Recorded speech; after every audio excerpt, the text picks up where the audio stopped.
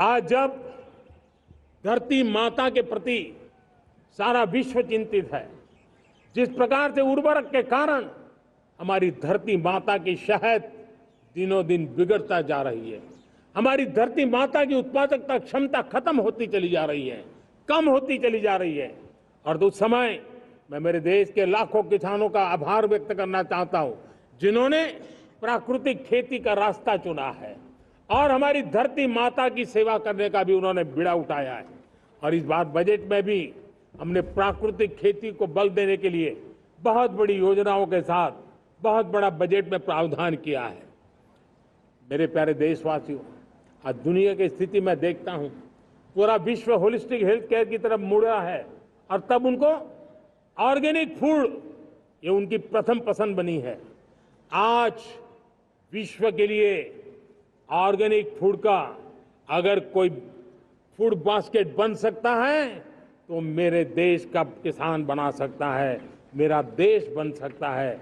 और इसलिए हम आने वाले दिनों में उस सपने को लेकर के आगे चलना चाहते हैं, ताकि ऑर्गेनिक फूड की जो विश्व की मांग है, उस ऑर्गेनिक फूड का बास्केट हमारा देश कैसे बने, किसानों का जीवन आसान बने, गांव में टॉप क्लास इंटरनेट कनेक्टिविटी मिले, किसानों को स्वास्थ्य सुविधाएं मिले, किसान के बच्चों को पढ़ने के लिए स्मार्ट स्कूल अवेलेबल हो, किसान के बच्चों को रोजगार उपलब्ध हो।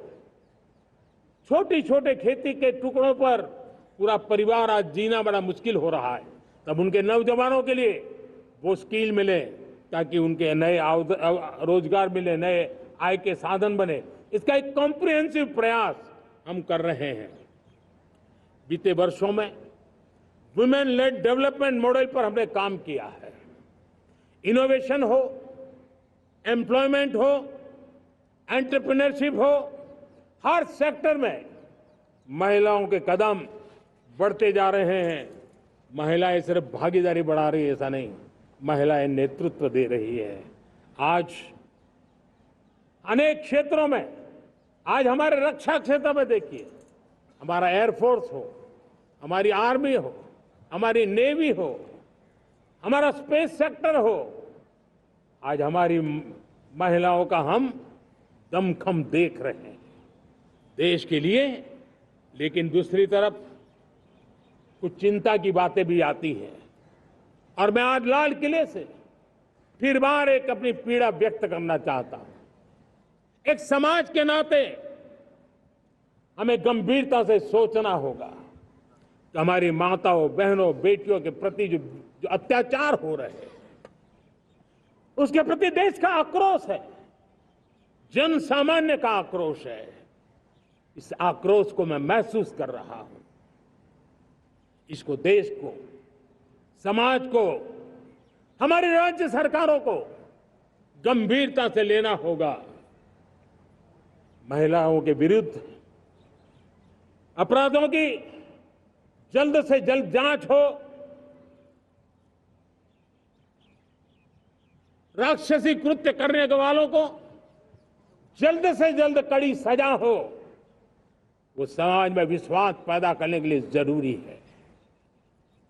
मैं ये भी बताना चाहूंगा कि जब बलात्कार की या महिलाओं पर अत्याचार की घटनाएं घटती हैं तो उसकी बहुत चर्चा होती है, बहुत प्रचार होता है, मीडिया में छाया रहता है। लेकिन जब ऐसे राक्षसी मनोवृत्ति व्यक्ति को सजा होती है तो वो खबरों में कहीं नजर नहीं आती है, कोने में कहीं पड़ा रहता है। अब समय की मांग है कि जिनको सजा होती है उसकी व्यापक चर्चा हो, ताकि ऐसा पाप करने वालों को भी डर पैदा हो कि ये पाप करने की हालत ये होती है कि फांसी पर लटकना पड़ता है। और मुझे लगता है कि डर पैदा करना बहुत जरूरी है। मेरे प्यारे देशवासियों, हमारे देश में ऐसी एक आदत बन गई थी स्वभाव से, हम देश को कम आंकना, देश के प्रति गौरव के भाव का अभाव होना, ये पता नहीं क्यों हमारे जहन में घुस गया था। और हम तो कभी कभी तो लेट आए तो कहते थे इंडियन टाइम, शर्म के साथ हम बोल देते थे। देश को इन चीजों से हमने बाहर लाने में सफलता पाई है। किसी जमाने में कहा जाता, अरे खिलौने भी बाहर से आते थे, वो दिन देखे हमने। आज मैं गर्व से कह सकता हूं कि मेरे देश के खिलौने दुनिया के बाजार में अपनी धमक लेकर के पहुंच रहे हैं। खिलौने हमारे एक्सपोर्ट होने शुरू हुए। तो एक जमाना था हम मोबाइल फोन इंपोर्ट करते थे। आज मोबाइल फोन का मैन्युफैक्चरिंग का इकोसिस्टम बना है, एक बहुत बड़ा हब बना है, और आज हम मोबाइल फोन दुनिया में एक्सपोर्ट करने लगे हैं। ये भारत की ताकत है।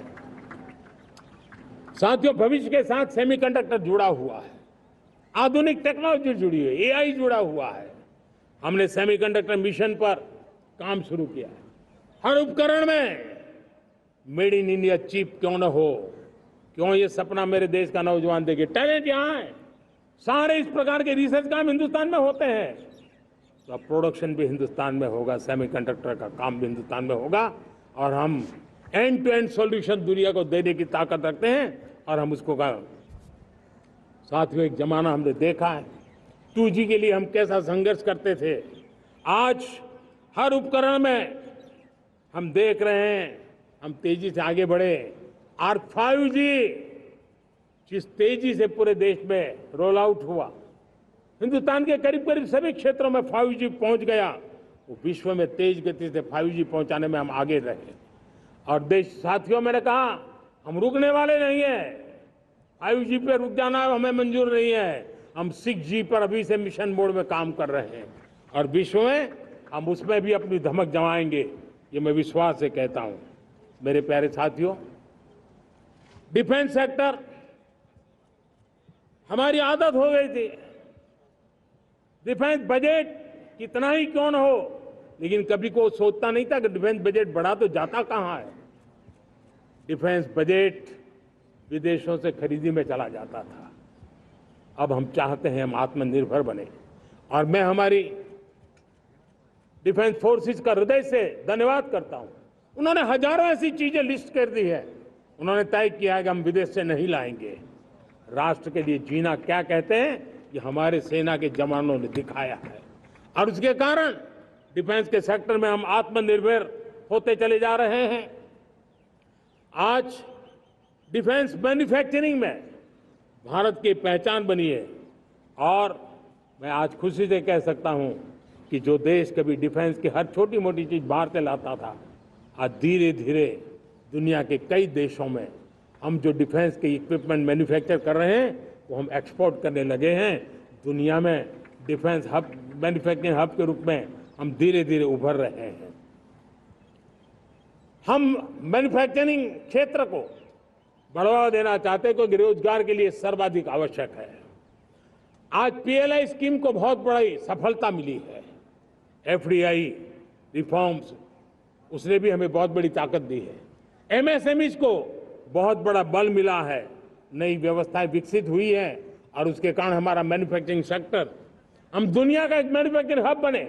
जिस देश के पास इतनी नौजवान शक्ति हो, जिस देश के अंदर ये सामर्थ्य हो, हम मैन्युफैक्चरिंग की दुनिया में भी इंडस्ट्री 4.0 में हम बहुत बड़ी ताकत के साथ आगे जाना चाहते हैं, और इसके लिए आवश्यक स्किल डेवलपमेंट, उस पर भी हमने बल दिया है। और स्किल डेवलपमेंट में भी हमने नए मॉडल तय किए हैं।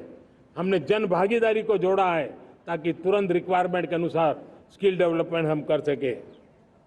और मुझे विश्वास है, मैं लाल किले की प्राचीर से कह रहा हूं, वो दिन दूर नहीं होगा जो भारत इंडस्ट्रियल मैन्युफैक्चरिंग का हब होगा, दुनिया उसकी तरफ देखती होगी।